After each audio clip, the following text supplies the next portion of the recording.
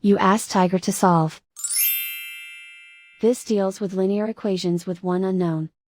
The final result is d equals 10. Let's solve it step by step. Group all constants on the right side of the equation. Add 5 to both sides. Simplify the arithmetic.